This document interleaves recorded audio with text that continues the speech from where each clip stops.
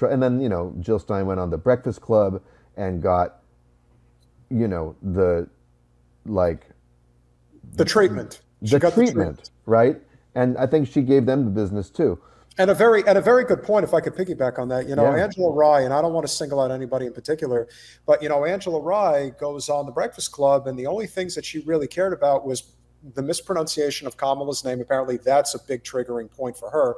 And then whether or not Jill Stein is going to cost the Democrats the election. Meanwhile, today she just posted photos and video from the weekend about this wonderful caucus gala that she went to over the weekend, dressed in probably like a $5,000 outfit, and it's like. For those who know our show, know who we listen to, I recommend listening to Tim Black. Listen to his perspective, because he'll really tell you how the Black community is really feeling about the people that will go on TV and tell you that you can't have it better. This is what you're left with. You either take a little bit of crumbs here and there, but honestly, I see people, they've had enough. Like, you can't pull the wool over their eyes anymore. And I think the genocide was the straw that will ultimately break the camel's back. There is no going back from this. I'm glad to hear that. I mean, and Tim has always been someone who will call it like it is. And I'm glad to hear that he's doing that. I haven't watched this stuff in a while, but that's great. Yeah, I mean, and of course, Jill had Butch Ware with her, and you're not going to, you might get Jill a little tongue-tied on a show like The Breakfast Club because you don't exactly know how to position yourself. But Butch was just like, okay, can I tell you what Malcolm X said? Can I tell you what James Baldwin said? Right. Perfect transition, because we're going to play a quick clip. We're going to play a James Baldwin clip? Okay. No, this is even better. For those of you who are not, well, if you're not familiar with Butch Ware, he is the vice presidential candidate he's awesome. Green Party ticket. And this is a slice of what he was discussing the other day when he was on the Breakfast Club, and he basically just had it at this point. So can we show the clip of him working out? Because that was much better for me. Fair enough. But no, this is a little bit more relevant here. Okay. So here we go. Personally offended by the way that blackness is being weaponized in this electoral cycle in order to justify white supremacist genocide in Gaza. Expound. Please, yeah. Malcolm said of Zionism, of the Zionist state, the Israeli state, he said that this is a white Jewish population, the Ashkenazi population, being given power by white imperialists to remove brown Arabs from their land. He said, so therefore Zionism is white supremacy.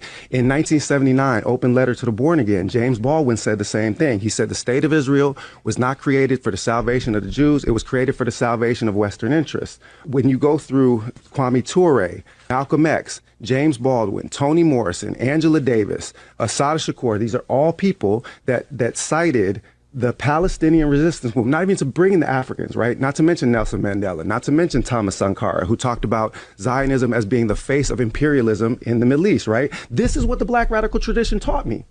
And the Black radical tradition taught me that if we weaponize our blackness in favor of white supremacy, then we become apostates from blackness itself, because blackness is not a race. It is an oppositional ideology to white supremacy. I'm a historian of Africa by training. Never before in human history had people speaking hundreds of different languages made themselves into one people, developed a common culture so that you and I can relate to one another. You and I can relate to one another on the basis of a shared culture. And we got our Latin and Caribbean brothers and sisters, especially Puerto Ricans and Dominicans, but also, more broadly, right? They share in that culture. This is so immensely important to be said, and to be said by somebody like him. And listen, we have people that are liberal on our show. We have a fellow Kanucky here, and this is what he has to say about. I know, but you know what? Seriously. But there's also, but Daniel, can you talk to the fear that I think a lot of white suburbanites really do have about fundamental change? How people like Butch Ware scare them? Oh, he's scary. I mean, look, we're in a cult too, in the sense that, it's not really a cult. It's a gated community. It's a gated, where, and I'm not going to exclude myself from this. And I know the word privilege gets thrown around in ways that kind of people feel like it kind of shuts things down, like it's kind of conversation ender. Check your privilege at the door, and now it's like some kind of demerit or some kind of like poison health, like anti-health bar on a video game. Like the more privilege you have, the closer you are to like game over, you know, and you're not allowed to speak because you have privilege or something like that. Like it's a demerit or something like that. I try to think of it in more neutral terms. We all have blind spots, right? Which means, and as human beings, we all have blind spots. Just what it is to be human, right? I can only see what I can see. I'm a person. Now, some of us, by virtue of the groups we're born into, black people have had to understand white people and their psychology in America better than white people have had to understand black people. Just to survive. That's just how it is. Palestinians understand Israelis much better than Israelis understand Palestinians. Absolutely. That's just how it is. Women, generally speaking, understand men. This is, you know, it doesn't cut so exactly cleanly, but there are many, there are a lot of ways in when it comes to sexual dynamics and you know, gender dynamics, that women see through men's stuff and have insight, including compassionate insight, into what men are dealing with, because they have to. Because they have to understand the danger. They have to understand where the danger is coming from. So someone like Butch is coming from a tradition, which is a rich intellectual tradition, of analyzing the systems that keep resources out of the hands of his people, and keep rights out of the hands of his people, and keep his people in immiserated conditions. I actually don't know Butch's full identity. I don't know what his exact background is, but if he's claiming blackness, then he's coming from a tradition that has long been observing the way white people carry on this continent and throughout the world. So I can get that can be scary when someone says, well, when someone is, to use a black expression, reading you for filth, right? Like, in a sense, or is that a gay expression? I think maybe it's a black gay expression. But reading, you know, you see through someone, and you're able to actually speak to, you're able to see things about them that they can't see about themselves. Well, that's not comfortable. That's not comfortable. But that's what he's doing here. And the black radical tradition is filled with some of the most brilliant minds that America has ever produced. Yeah. Just like it's exactly analogous to the jazz tradition is full of the greatest musicians America has ever produced. Hip hop is full of the greatest wordsmiths that America has ever produced. Not exclusively, but disproportionately. Comedy is full of American Jews. Why? Because our outsider position gave us an angle on life and on America and on non-Jews that gave us a kind of, you know, and on ourselves, that allowed us to articulate things in ways that couldn't be articulated by others. So if I'm understanding the comment, like, fuck his black radical politics, I'd say, what are you afraid of? Like, just listen to what the guy's saying. Check it out. If you're not interested in what he's saying, that's fine. But your hostility tells me that you're more than not interested. You're threatened by it on a certain level. And if you're threatened by it, then he's probably saying something correct. It's never comfortable to hear things about ourselves that, you know, and as far as giving up privilege and whatever, no, you might just have to give up a blind spot. You might just have to go out into the world and see it differently. And look, it's also just a function of, like, you know, like, I'm dating someone younger than me. And so, you know, who's technically a millennial. And she is able to speak to me about the world in ways that I find threatening to my worldview, because things have changed in the world of, say, social justice and whatever, on a whole lot of whatevers. And I'm a leftist, right? Like, I'm a good leftist radical. But I still don't want to hear it. I'm not trying to hear it because I know everything. Right. And these young people, you know, well, I might be able to see things about them. That's true. I might be able to have some skepticism about certain developments in discourse and culture or whatever. But what are the odds that she isn't in possession of some insights that I'm lacking that I could benefit from if I could open myself to? So that's the humility piece, and that's the, like, also, do you want to be in relationship with people? Do you want to reach black voters? If you want to reach black voters, and if you want to have black neighbors and be an American who's not living in a racist bubble, the black radical tradition, you got to reckon with it. Yeah. You gotta find out what the hell they're talking about. Yeah. It's actually really special. I don't see, that's the thing. I can see why people find it threatening. But as somebody who actually did study some of that in college, like, it's really special. And there's something that really just, it's the American version of the fight of the oppressed. Like this continuous global suffering of oppressed people that's been constant since the beginning of time.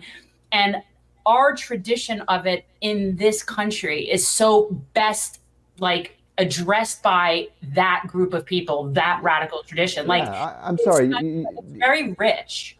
Look, even just on the level of sheer oratory power, if you're not interested in Malcolm X, you're missing out. You're just missing out on a great mind and a great speaker and a great satirist too, of being able to poke hole. I mean, he's crucial. He's seminal. And this person is now popping off in the comments talking about how I won't even say his because I don't know what his sex or gender is, but his hostility is awesome. Cool, your hostility is awesome, bro. Like, go for it. Yeah, I don't understand. I'm not gonna try and take it away from you. I'm suggesting to you that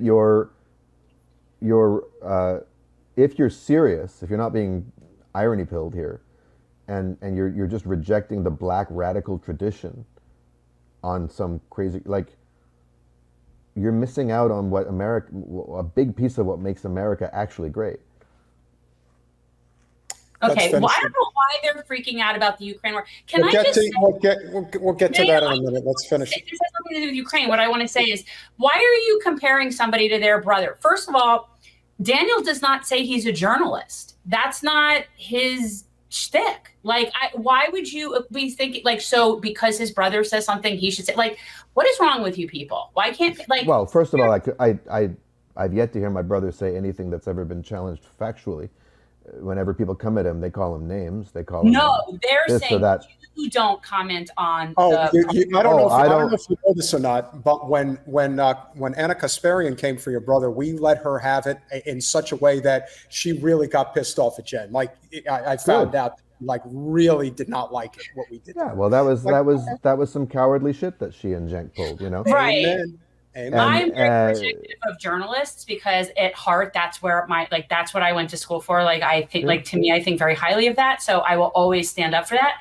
But no, they're bitching about that you haven't commented on the Ukraine proxy war, even though your brother has, as if somehow. Would you like me to? Is that a request? I don't usually. Can we finish this segment and then we will move on to the. Okay. No. Let me just make a quick comment. Okay, this is my comment on the Ukraine proxy war.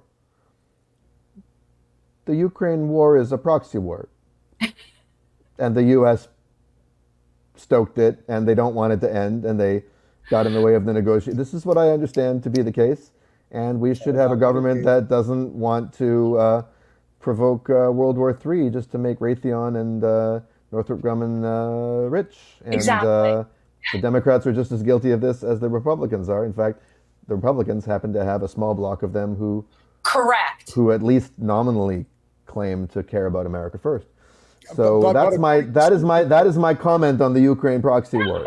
It sucks and it should end. I don't understand. Oh, because the podcast is dead silent on the proxy war. Okay, first of all, not everybody's show has to cover everything. That's not how this works. People can focus on what matters most to them. That show came out of this genocide. Applebee's is dead silent on sashimi. It really is. Oh my God. So now I'm being disuscribed because Matt Lieb's wife works for TY. Get a life. Yeah. I can assure you that there are trolls everywhere, and let them comment because more people will find the stream as a result. People are just a little too online, which is a strange thing to say because we rely on people being online. But I'll say this. Bad Hasbara is a clearinghouse for anyone who does good work on Palestine. It's a one-issue program, which means that Matt's wife has been on, as has my brother. Those two people would probably not agree on a whole lot of foreign policy things. We had Emma Vigeland of the Majority Report, who, that's not my favorite program for obvious reasons. Yeah. But Emma was a great guest on this topic. And we had my brother from the Gray Zone, and we've had Nora Barrows-Friedman twice or three times from the Electronic Intifada, and David Sheen from the Electronic Intifada. We're trying to build a temporary tent in which people can get together and create a sane, not a safe space, but a sane space to speak about the genocide in Gaza and the crisis of Zionist imperial lunacy.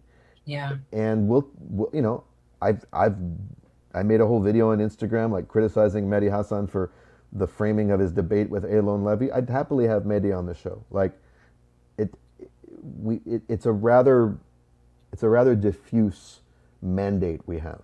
Yeah. So I really frankly don't, and we don't give a shit about all these internecine intra-left things, even though I'm related to someone who's been totally unfairly smeared and targeted, and, you know, and I've had conversations with him, and he's like, absolutely have these people on.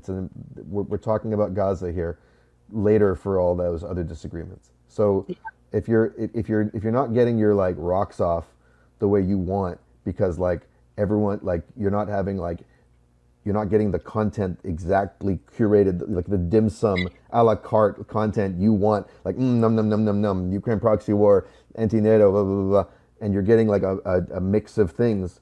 Well, you know, it's kind of a smorgasbord. Help yourself. Have what you want. Well, let's let the real liberation guy take us out with this clip. It's a miracle. It's never happened before in human history, because what happened is that an oppositional identity to white supremacy came into being, and that is us. And when I see that identity now being weaponized to justify the most heinous genocide in our time, like Harriet Tubman is rolling over in her grave right now. Sojourner Truth is rolling over in her grave right now. Bell Hooks is rolling over in her grave right now. Who did I miss? Do you know what I'm saying? The idea that we would weaponize something as sacred as black womanhood and then utilize this to justify blowing up Palestinian kids. He's right. I will say, all those people were amazing. Actually, Bell Hooks was one of my first introductions into like black feminism. And it was, yeah. So I appreciate that list of people. Where's the lie?